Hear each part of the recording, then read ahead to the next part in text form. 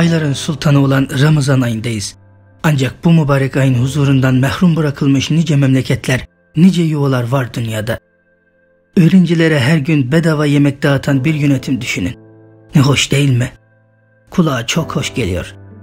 Ancak bir Müslüman olarak onun Ramazan ayında oruçlu olup olmadığını denetlemek için yapıldığını hayal edin. Eminim sizler de en az benim kadar acı hissediyorsunuz. İşte burası Çin işgalindeki Doğu Türkistan. Belki birçoğunuz bira yarışması, içki festivalleri gibi alışık olmadığınız kavramları duyduğunuzda pek ilginizi çekmemiştir. Dinsiz işte, yapar her şeyi deyip geçiştirmişsinizdir.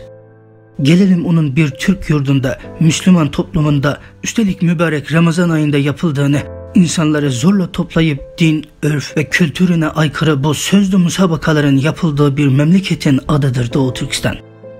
Hiç duydunuz mu? Düşünebiliyor musunuz Doğu Türkistan'daki Müslümanların sahur yapabilmek için günümüz çağında mum ışığında sahur yapmaya çalışırken güvenliğini hiçe saydığı için her an Çin komünist güçleri tarafından tutuklanıp idam cezasına varan suçlamalarla içeri alınıyor.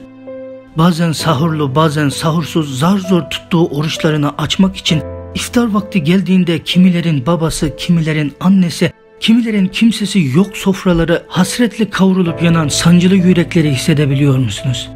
İşte hasretin tam anlamıyla yanıp kül olmaya yüz tutmuş vatandır Doğu Türkistan. Tamamen Müslüman olduğu bir toplumda camilerin kapatıldığı, hatta bara dönüştürüldüğü, mübarek ezan yerine Çin'e mediheler duyulan bir toplum düşünün. Ne acı, ne büyük kayıp değil mi? İşte 1000 senelik Türk İslam yurdu, Türk dilin hafızası Kaşgarlı Mahmud'un yurdu, bugün şu saatlerde mübarek Ramazan ayında böylesine bir zulüm görüyor.